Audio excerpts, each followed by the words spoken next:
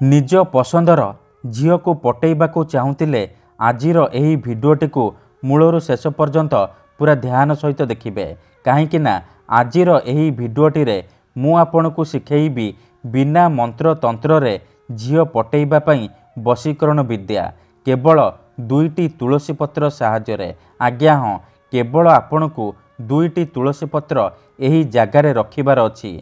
Guarantee देउची से झील निजे आसीबो आपनकू भल पाउची बोली कहिबो।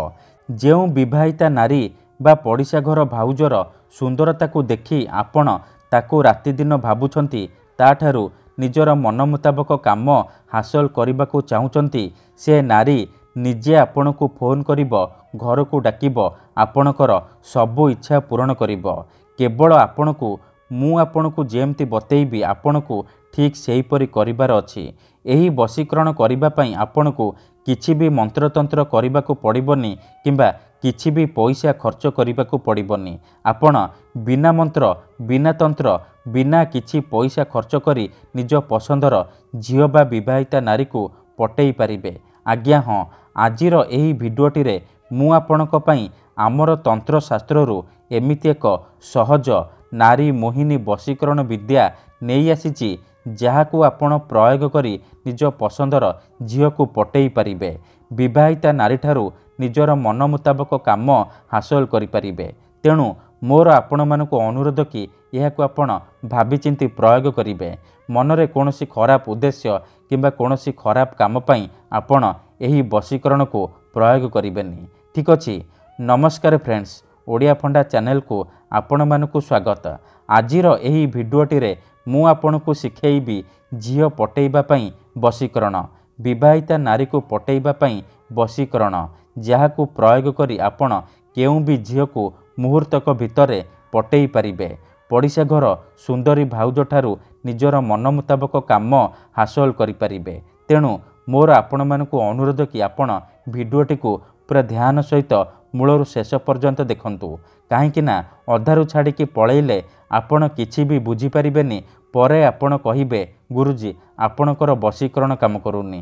तेणु मोर आपण मानकू अनुरोध कि आपण भिडियो को पूरा ध्यान सहित देखंतु, प्रयोग विधि को ठीक भाबरे बुझंतु, तापर आपण वशीकरण करिबा पई जिबे। एही वशीकरण प्रचंड महाशक्तिशाली वशीकरण। एहार प्रयोग केबे भी खाली जाएनी। जी भी एहाकू प्रयोग करिछि 100 रु 100% सफल होइछि। तेणु आपण भी मनरे विश्वास रखी मात्र गोटिए थर प्रयोग करिकि देखंतु, तापर देखिबे चमत्कार।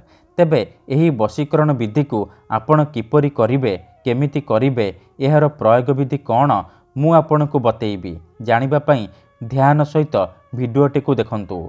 विधिटी जानिबा पूर्वरु मोर आपण मानकू अनुरोध कि जदि आपण आम चैनल को नुआ आसीचंती तेबे दयाकरी चैनल को सब्सक्राइब करी पाखरे थिबा बेल आइकन को मध्य दबाई दियंतु, जहा द्वारा आमे जेउ भी वीडियो अपलोड करिबु सर्वप्रथमे आपण देखि परिबे आउ ताहार लाभ पाई परिबे।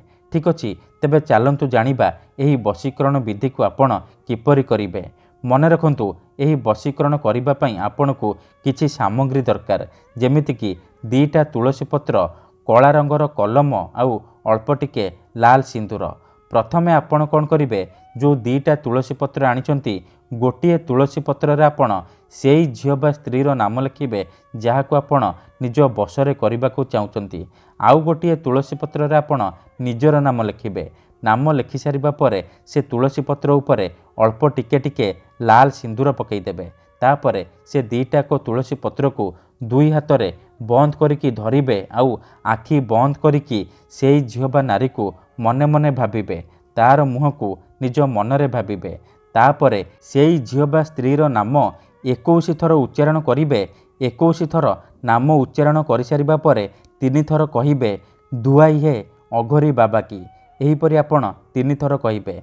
तापर आपण कोन करिबे, हाथ को खोलिबे आउ से तुलसी पत्र उपरे गोटिए थर फुंकी देबे। एतिकी करि सारिबा परे से 2टा को तुलसी पत्र को खंडे सादा कागजरे मोड़िकी निजर शोइबा तकिया तले रखिदेबे। ग्यारंटी देउची एतिकी करिकी देखंतु, से झियो हेउ बा विवाहिता नारी सेई समय ठारू आपणक आड़कू आकर्षित हेबाकू लागिबो। धन्यवाद।